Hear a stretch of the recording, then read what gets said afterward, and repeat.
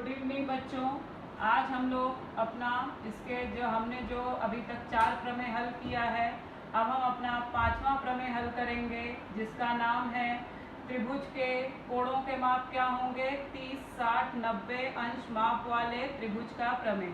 मतलब ऐसा कोई त्रिभुज है जिसके कोणों के माप 30 अंश हैं, 60 अंश हैं और 90 अंश हैं, तो वो प्रमेय हमें हल करना है। और ये प्रमेय जो है हमारा वो 9वीं तो उपयोगी है ही, मगर ये प्रमेय हमारा 10वीं के लिए भी बहुत उपयोगी है।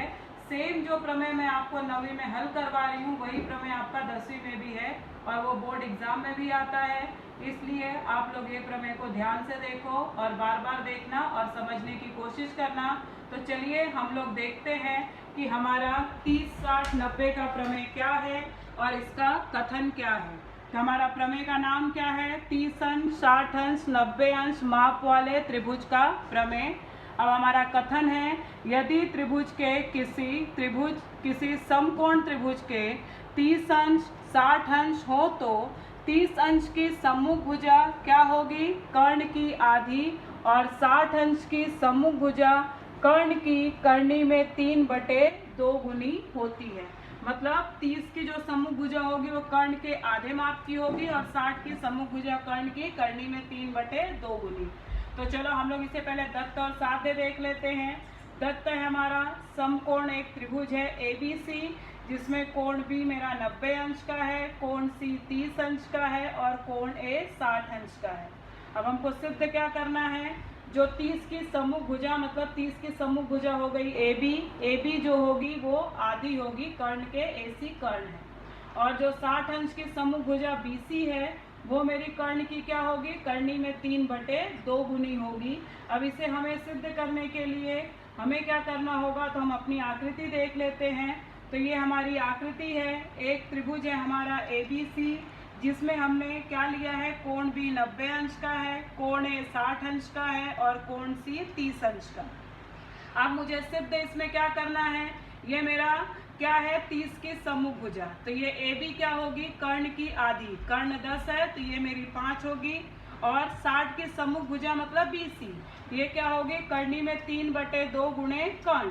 तो करनी में 3/2 मतलब कि अगर ये 10 है तो ये क्या होगी? 5 करनी में 3। तो ये हमें इस हिसाब से हमें ज्ञात करना है।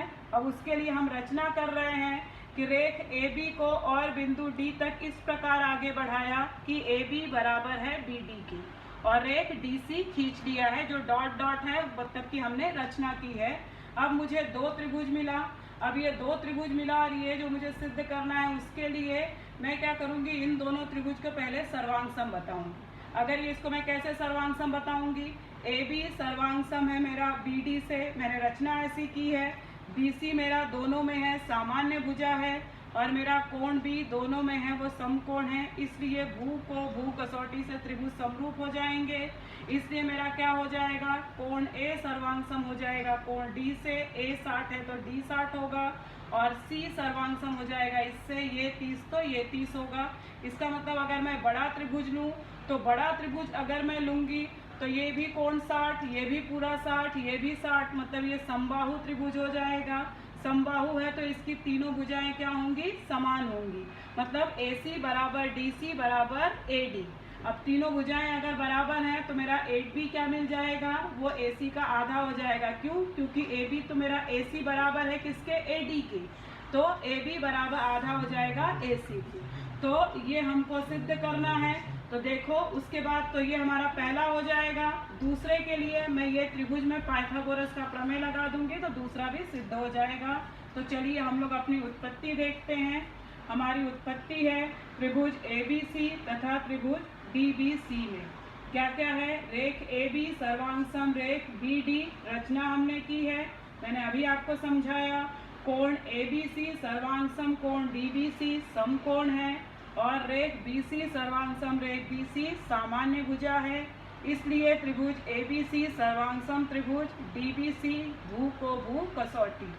इसलिए मेरा कोण BAC सर्वांग सम होगा BDC से, सर्वांग सम त्रिभुज के संगत कोण। अगर मेरा ये कोण 60 का दत्त में दिया है तो ये भी 60 का हो जाएगा। इसी प्रकार मेरा ये कोण C AC भी सर्वांग सम हो जाएगा DCB से, फिर से सर्वांग सम त्रिभुज के संगत कोण, ये कोण मुझे दत्त में 30 दिया है तो ये भी 30 हो जाएगा।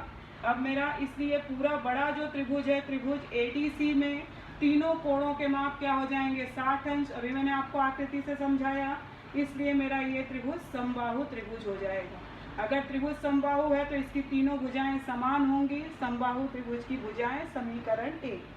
मगर हमें क्या दिया गया है, AB बराबर है BD से, हमने रचना ऐसी की है। तो मेरा AD किससे मिलके बना है, AB प्लस BD। तो AB बराबर है BD के, तो हम क्या करेंगे, AB तो AB रहा, BD की जगह भी AB लिख सकती हूँ क्योंकि दोनों बराबर हैं। तो AB प्लस AB क्या हो जाएगा, 2AB AD के बराबर। अगर मैं पक्षांतर करूंगी तो यहाँ 2 था, इधर 1/2, AD बराबर AB हो जाएगा, इसलिए AB बराबर 1/2 AD। तो AB बराबर 1/2 मैं AD की जगह क्या लिख दूंगी, AC, समीकरण 1 से, क्योंकि AC AD बराबर हैं। तो इससे हमको क्या मिल जाएगा, मेरा पहला वाला सिद्ध हो गया। अब मैंने आपको क्या बताया था, दूसरे के लिए हमें पाइथागोरस का प्रमेय लगाना है। तो मैंने लिया त्रिभुज ABC में कोण B 90 अंश का है, इसलिए पाइथागोरस के प्रमेय से AC का वर्ग बराबर AB का वर्ग प्लस BC का वर्ग। AC का वर्ग बराबर AB की जगह मैं क्या लिख सकती हूँ, अभी मैंने सिद्ध किया, 1/2 AC का वर्ग धन BC का वर्ग। AC का वर्ग बराबर 1/2 का वर्ग 1/4 AC का AC वर्ग प्लस BC का वर्ग। अब मुझे यहाँ पे हर समान करने के लिए 4 को यहाँ से हटाना होगा, तो पूरे समीकरण में 4 से गुणा करना होगा। तो यहाँ हो जाएगा 4 AC का वर्ग, ये हट जाएगा, खाली AC का वर्ग धन यहाँ पर 4 BC का वर्ग। तो यही मैंने लिखा है, 4 AC का वर्ग बराबर AC का वर्ग प्लस 4 BC का वर्ग। अब AC इधर भी है, AC इधर भी है, इनको एक साथ ले लेंगे तो यहाँ पे ये धन में इधर आके ऋण में हो जाएगा। 4 AC का वर्ग ऋण AC का वर्ग बराबर 4 BC का वर्ग, 4 में से 1 गया, 3 AC का वर्ग बराबर 4 BC का वर्ग। मगर मुझे यहाँ पे वर्ग में मिल रहा है, मुझे खाली AC और BC चाहिए, इसलिए मैंने क्या किया, वर्गमूल ले लिया। तो वर्गमूल लेने पर 3 का वर्गमूल करनी में 3, AC का वर्ग हो जाएगा AC बराबर 4 का वर्गमूल 2 और BC का वर्ग हो जाएगा BC। तब मैं यहाँ पे क्या करूँगी, 2 का अगर मैंने पक्षांतर किया तो यहाँ गुणे में इधर बटे में आ जाएगा, करनी में 3/2 AC बराबर BC, इसलिए BC बराबर करनी में 3/2 AC। तो इससे हमारा 30, 60, 90 अंश माप वाले त्रिभुज का प्रमेय सिद्ध होता है। धन्यवाद।